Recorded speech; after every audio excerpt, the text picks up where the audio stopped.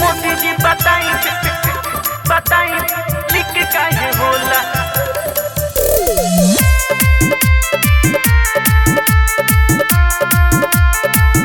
लिख काहे होला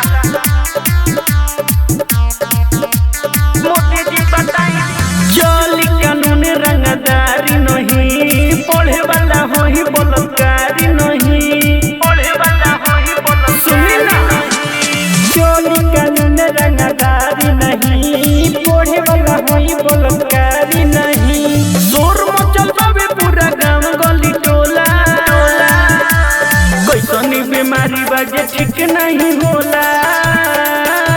ए मोदी जी बताई पेपर लीक काहे होला कैसनी बीमारी बाजे ठीक नहीं होला ए मोदी जी बताई पेपर लीक काहे होला ए मोदी जी बताई बताई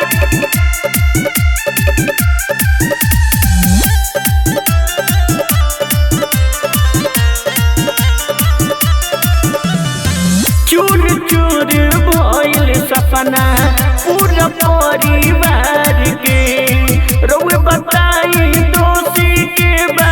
दोष लागत सरकार के दोष लागत सरकार के चूर चूर भइल सपना पूरा परिवार के रोए बताई दोषी के बा दोष लागत सरकार के प्रशासन चलावत हवे रोड़ा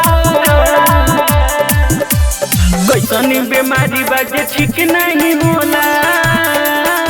ए मोदी जी बताई पेपर लीक काहे होला कैसनी बीमारी बाजे ठीक नहीं होला ए मोदी जी बताई पेपर लीक काहे होला ए मोदी जी बताई बताई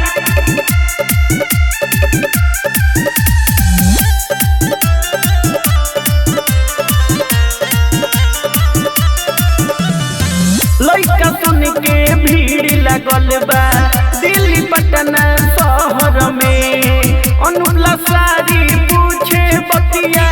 का मिलता चुप रहल में का मिलता चुप रहल में लइका सुन के भीड़ लगल बा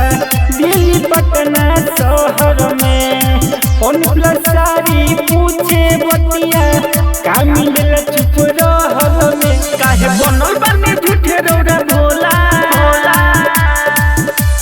कैसनी बीमारी बाजे ठीक नहीं होला ए मोदी जी बताई पेपर लीक काहे होला कैसनी बीमारी बाजे ठीक नहीं होला ए मोदी जी बताई पेपर लीक काहे